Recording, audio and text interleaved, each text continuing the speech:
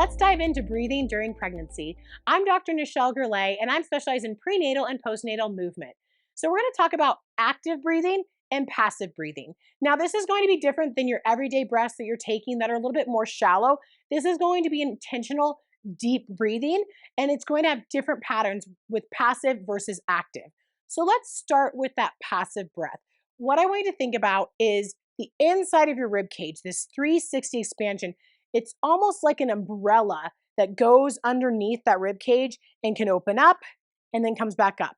So that is our diaphragm. And we want our diaphragm to lower with our inhale because our lungs are filling with air. And on the exhale, it will come up. For passive breathing, we're going to pull in air and we're going to passively let that air out.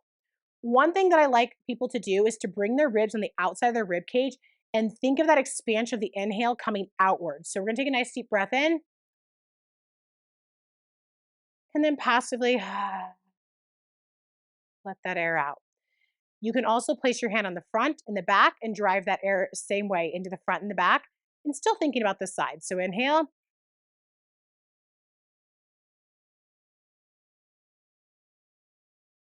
So it's this 360 expansive breath.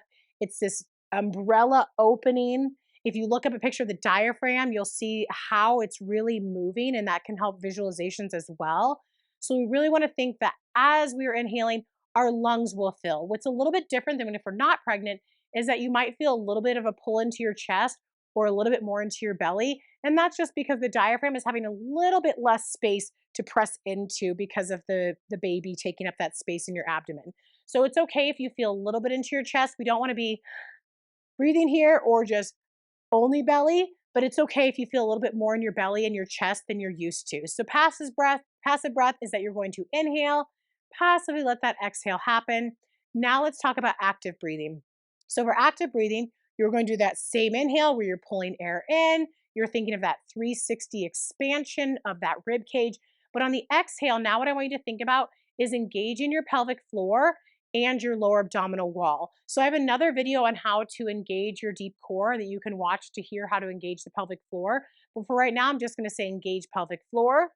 And then I'm going to talk about that lower belly again, which is going to be engagement where you think about your pubic bone coming up towards your belly button. So you're not going to be gripping the abs. You're just doing a slight lift. So a slight lift of the pelvic floor and a slight lift of that lower belly. So let's try that. We're going to do that nice 360 expansive breath. Inhale.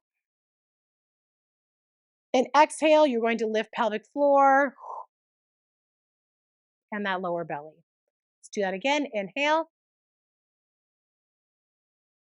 Exhale, lift that pelvic floor and that lower belly. I'm going to do the active breath from the side. Go ahead and inhale.